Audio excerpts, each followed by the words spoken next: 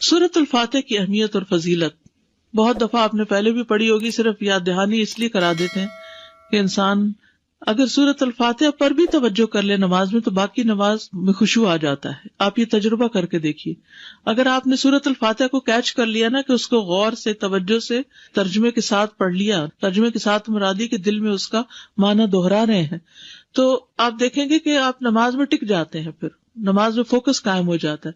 لیکن اگر شروع سے ہی دھیان نہیں جمع تو پھر بعد میں بھی دھیان جمانا مشکل ہوتا ہے. 7 مثانی کہا جاتا ہے سورۃ الفاتح کو. قرآن مجید میں آتا ہے وَلَقَدْ آتَيْنَاكَ سَبْعًا مِّنَ الْمَثَانِي وَالْقُرْآنَ الْعَظِيمِ، بلا شبہ یقیناً ہم نے آپ کو بار بار دہرائی جانے والی 7 آیتیں اور بہت عظمت والا قرآن عطا کیا ہے. یعنی سورۃ الفاتحہ جو ہے سب سے زیادہ قرآن کا حصہ ہم نماز میں اسی کو دہراتے ہیں.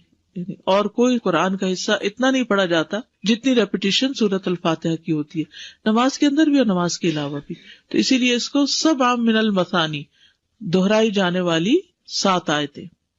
رسول اللہ صلی اللہ علیہ وسلم نے فرمایا اللہ عز و جل نے ام القرآن فاتحہ جیسی سورت نہ تورات میں نازل فرمائی اور نہ ہی انجیل میں، اور یہی 7 مثانی ہے. اور اللہ تعالیٰ فرماتے ہیں یہی سورت میرے اور میرے بندے کے درمیان تقسیم شدہ ہے، اور میرے بندے کو وہی ملے گا جو وہ مانگے گا.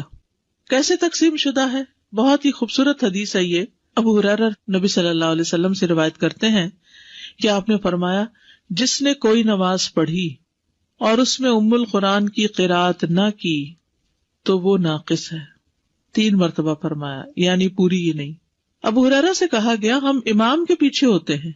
انہوں نے کہا اس کو اپنے دل میں پڑھ لیا کرو، کیونکہ میں نے رسول اللہ صلی اللہ علیہ وسلم سے سنا آپ فرما رہے تھے اللہ تعالیٰ نے فرمایا میں نے نماز اپنے اور اپنے بندے کے درمیان آدھی آدھی تقسیم کی ہے. اور یہاں نماز سے مراد کیا ہے؟ سورۃ الفاتحہ.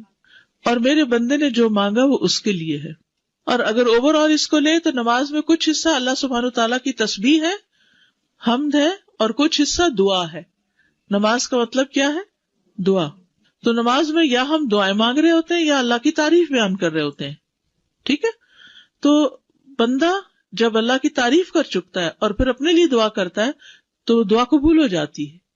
جب بندہ الحمدللہ رب العالمین کہتا ہے تو اللہ تعالیٰ فرماتا ہے میرے بندے نے میری تعریف کی. جب وہ الرحمن الرحیم کہتا ہے تو اللہ تعالیٰ فرماتا ہے میرے بندے نے میری ثنا بیان کی. جب وہ مالک یوم الدین کہتا ہے تو اللہ تعالیٰ فرماتا ہے میرے بندے نے میری بزرگی بیان کی. یا فرماتا ہے میرے بندے نے اپنے معاملات میرے سپرد کر دیے. پھر جب وہ ایاک نعبد و ایاک نستعین کہتا ہے تو اللہ تعالیٰ فرماتا ہے یہ میرے اور میرے بندے کے درمیان ہے اور میرے بندے نے جو مانگا وہ اس کا ہے. اور جب اہدنا الصراط المستقیم صراط الذین انعمت علیہم غیر المغضوب علیہم ولا الضالین کہتا ہے تو اللہ فرماتا ہے یہ میرے بندے کا ہے اور میرے بندے کے لیے ہے جو اس نے مانگا. پھر ہدایت کیسے نہیں ملے گی؟ انشاءاللہ ہدایت ملے گی کیونکہ اللہ نے وعدہ کر لیا. اب آپ دیکھیے اگر ہم نے اللہ کی تعریف کی اور ہمیں سمجھ نہیں آئی ہم نے کیا کیا، ایسے ہی بس تعریف کر گئے اور دعا مانگتے وقت ہم تھوڑے سے متوجہ ہو گئے تو پھر ہم کیا کر رہے ہیں؟ تو سورۃ الفاتحہ کی ایک خوبی یہ ہے کہ یہ اللہ اور بندے کے درمیان تقسیم ہے. سفیان کہتے ہیں مجھے یہ روایت علاء ابن عبد الرحمن بن یعقوب نے سنائی. میں ان کے پاس گیا، وہ گھر میں بیمار تھے. میں نے ان سے اس حدیث کے بارے میں سوال کیا اور انہوں نے مجھے یہ سنائی. اب سورۃ الفاتحہ کی قراءت کا طریقہ کیا ہے، کیسے پڑھی جائے؟ ایک ایک آیت کو وقف کر کے پڑھنا. ام سلمہ سے مروی ہے کہ ان سے رسول اللہ صلی اللہ علیہ وسلم کی قراءت کے متعلق پوچھا گیا تو انہوں نے فرمایا کہ آپ ایک ایک آیت کو وقف کر کر کے پڑھتے تھے. پھر انہوں نے سورۃ الفاتحہ کی پہلی 3 آیات کو توڑ توڑ کر پڑھا. یعنی توڑ توڑ کے یعنی کہ آیت بیچ میں توڑ دی بلکہ ہر آیت پہ وقف کیا. بسم اللہ الرحمن الرحیم الحمد للہ رب العالمین الرحمن الرحیم مالک یوم الدین. اور پھر کہتی ہیں کان یقطع قراءتہ آیتن آیتن کہ نبی صلی اللہ علیہ وسلم ایک ایک آیت کو وقف کر کے پڑھتے تھے. پھر آپ صلی اللہ علیہ وسلم الفاتحہ پڑھتے، آپ اس کی ایک ایک آیت الگ الگ کر کے پڑھتے. بسم اللہ الرحمن الرحیم پڑھتے، پھر رک جاتے، پھر الحمدللہ پڑھتے اور پھر باقی بھی اسی طرح آخر تک. اسی طرح آپ کی تمام قرات تھی. آپ آیات کے اختتام پر رک جاتے اور ایک آیت کو دوسری سے ملا کر نہیں پڑھتے. حضرت عبداللہ بن عباس فرماتے ہیں کہ ایک دن جبریل علیہ السلام رسول اللہ صلی اللہ علیہ وسلم کے پاس بیٹھے ہوئے تھے، کیونکہ یہ آپ کو معلوم ہے نا کہ جب وہ وحی لاتے تھے تو آپ کے پاس بیٹھتے تھے، کہ انہوں نے اپنے اوپر ایک زوردار آواز سنی. انہوں نے اپنا سر اٹھایا، پھر فرمایا یہ آسمان کا ایک دروازہ ہے جو آج سے پہلے کبھی نہیں کھلا. پھر فرمایا یہ ایک فرشتہ ہے جو آج سے پہلے زمین پر کبھی نہیں اترا.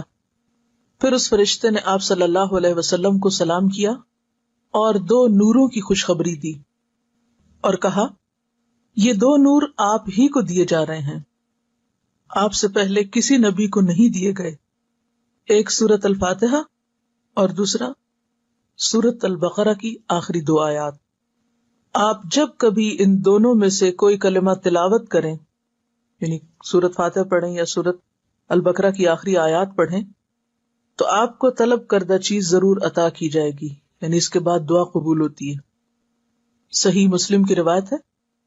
تو اس سے پتہ چلتا ہے کہ سورۃ الفاتحہ کتنی عظیم سورت ہے اور اس کا پڑھنا کتنا بابرکت ہے، اور اللہ سبحانہ و تعالیٰ نے رسول اللہ صلی اللہ علیہ وسلم پر خاص انعام فرمایا اور آپ کو یہ سورت عطا فرمائی.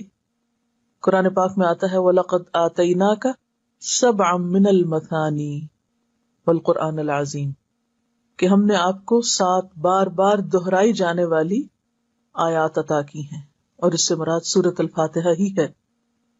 ایک اور حدیث ہے جو بخاری کی ہے.